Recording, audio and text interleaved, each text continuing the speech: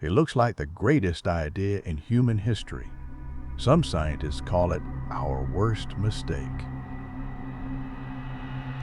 Imagine stepping outside your house tomorrow morning, but there are no supermarkets. There are no bakeries, no rice fields, no fast food chains. If you want to eat, you must walk into the forest, track the footprints of a deer, or spend 3 hours searching for wild tubers and hickory nuts. If you find nothing, you do not eat. For nearly 10,000 generations, this was not a survival scenario.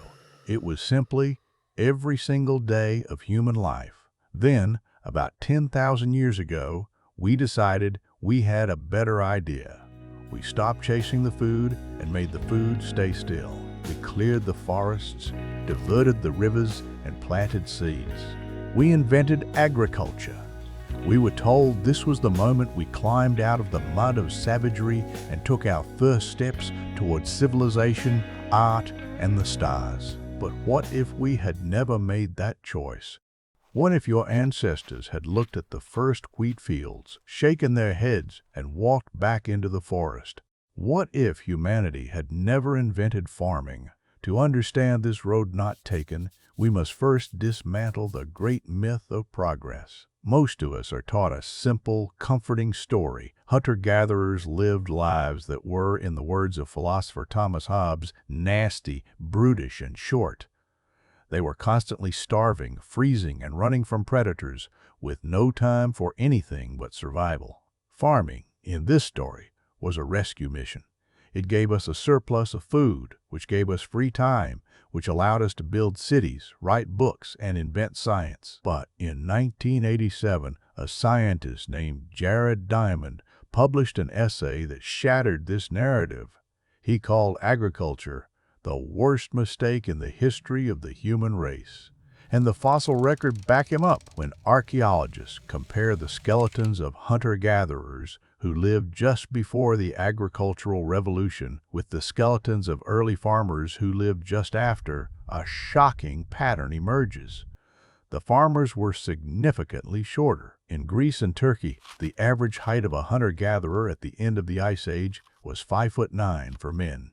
After agriculture took hold, the average height plummeted to just 5'3". Why did we shrink?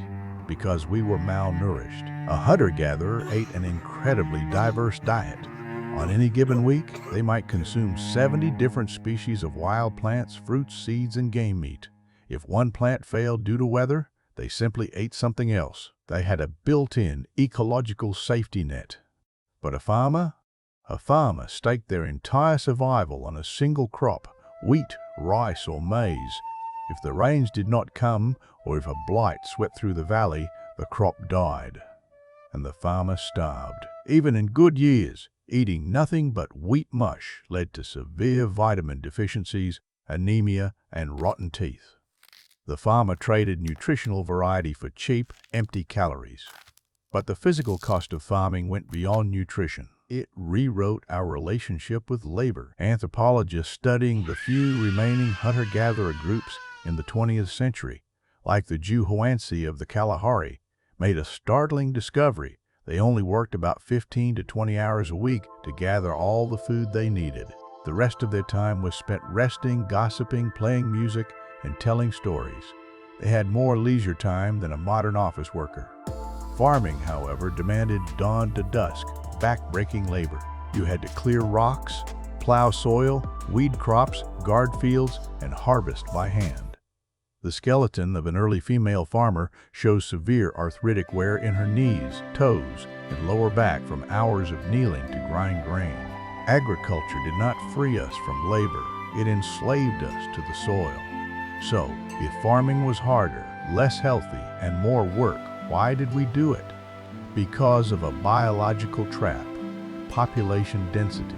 A single acre of forest can support only a few hunter-gatherers, but a single acre of wheat can feed 100 people.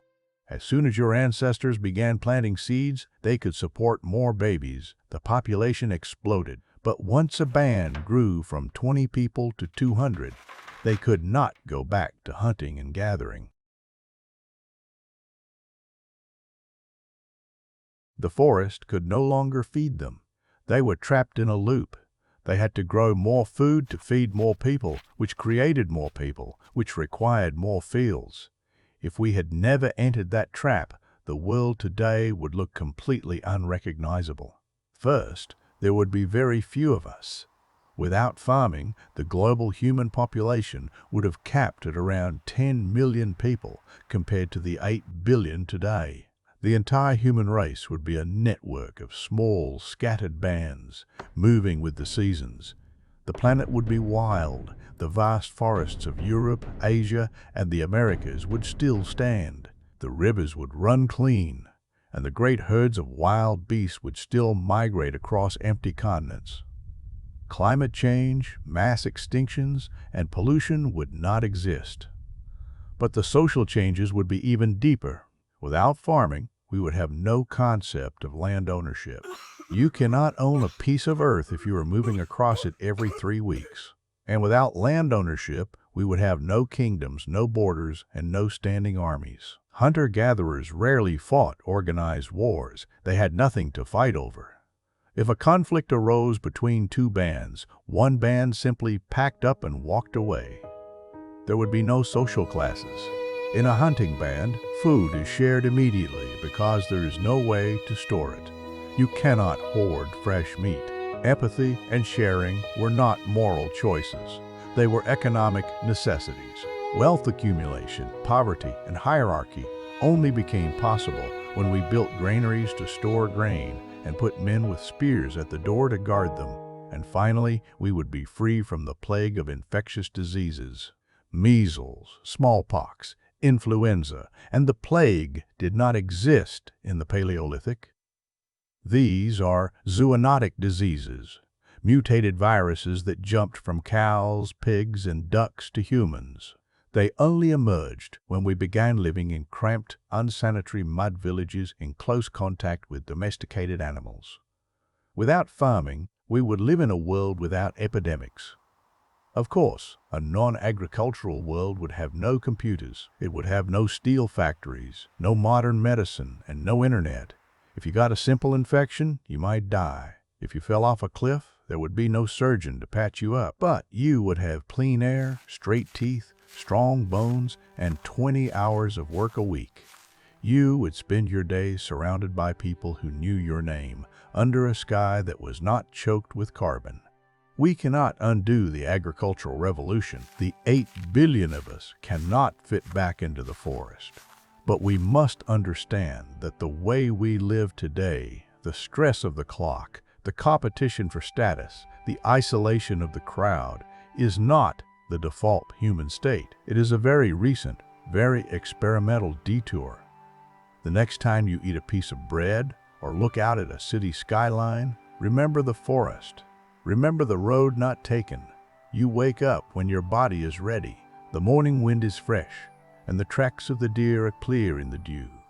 You grab your bow, call your cousin, and walk out into a world that is wild, free, and completely yours.